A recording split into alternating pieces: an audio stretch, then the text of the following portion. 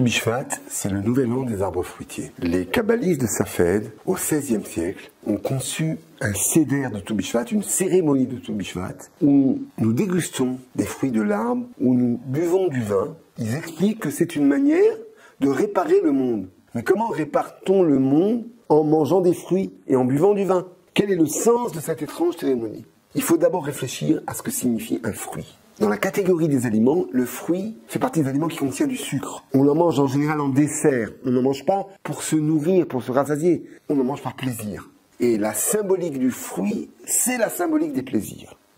Et donc à Rosh Hashanah, l'Aïlanot, on cherche à donner du sens, à approcher la question du plaisir. La grande question de Tou Bishvat, c'est de réparer notre rapport au plaisir. Nous savons tous que le plaisir, c'est du bonheur, c'est de la joie. C'est quelque chose d'addictif. Les êtres humains ont tendance à rechercher le plaisir, à le répéter, ce qui conduit à des attitudes qui peuvent être nocives. Je pense à tous les efforts de régime, de diète. Dans tous les domaines, le plaisir c'est quelque chose de bien, mais la répétition du plaisir peut nous amener à des attitudes nocives, dangereuses, transgressives, à des conduites à risque. Il y a un danger dans le plaisir. Mais au-delà de cette question du danger de la recherche de plaisir effréné, il y a, avec la recherche de plaisir, quelque chose qui est renforcé, c'est l'égocentrisme. Le contentement de soi-même. Quand on est dans la recherche de plaisir, les autres ne nous intéressent plus. Rien ne compte pour nous.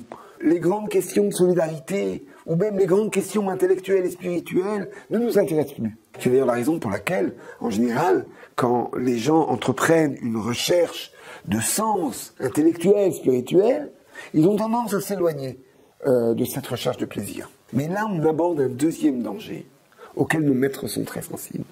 C'est le risque qui sont liés à l'ascèse. Très paradoxalement, l'ascèse est dangereuse aussi. Le Talmud de Jérusalem enseigne qu'un homme aura des comptes à rendre sur les joies que le monde lui a offertes, les joies licites que le monde lui a offertes, et qu'il doit refuser de prendre, de se servir, de se réjouir. Il y aura des comptes à rendre là-dessus.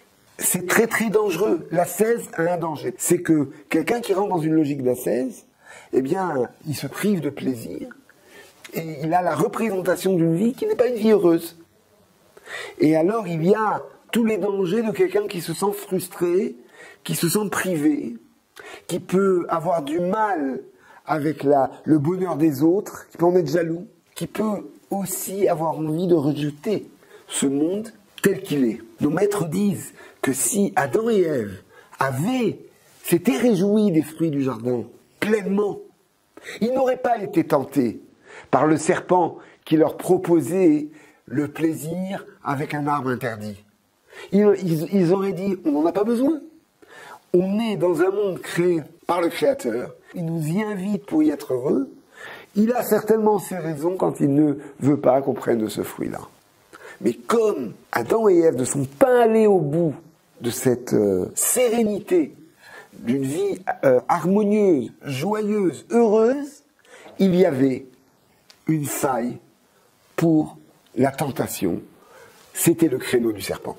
Et donc, il y a quelque chose d'extraordinaire dans le plaisir, dont il ne faut pas abuser, et dont il ne faut pas se priver. Eh bien, à Tou Bishvat, dans cette fameuse cérémonie où nous mangeons des fruits, où nous buvons du vin, nous inaugurons cette cérémonie par des bénédictions, grâce auxquelles nous réparons ce problème. Nous reconnaissons avant tout que ces joies qui nous sont offertes, elles nous sont offertes par celui qui a créé le monde. Nous reconnaissons par ces bénédictions que ces joies dont nous profitons, c'est véritablement un privilège et que tout le monde n'a pas cette chance. Mais il y a plus que ça. Quand nous aurons fini le seder de Tou Bishvat, nous réciterons des bénédictions à la suite de la consommation, qu'on appelle bracha acharona, dans laquelle nous accusons réception. Nous reconnaissons que nous sommes comblés. Nous quittons la position de gens frustrés qui ne ressentent pas le bonheur d'être au monde. Il y a là quelque chose qui est réparé. Mais ça va plus loin. Le jour choisi pour cette cérémonie, c'est le 15 Shevat. Mais en fait, qu'est-ce que c'est le 15 Shabbat? C'est tout simplement le nouvel an des arbres fruitiers, c'est-à-dire la date repère pour accomplir les obligations que nous avons par rapport aux fruits qui poussent en Eretz Israël. Sachant que les fruits qui sont apparus avant Tou Bishvat appartiennent à l'année précédente, les fruits qui apparaissent après Tou Bishvat sont liés à l'année suivante. Et vous allez me dire, qu'est-ce que ça change? Eh bien, ça change qu'à partir du moment où on a déterminé l'année d'appartenance d'un fruit, eh bien, nous avons des obligations face à ce fruit.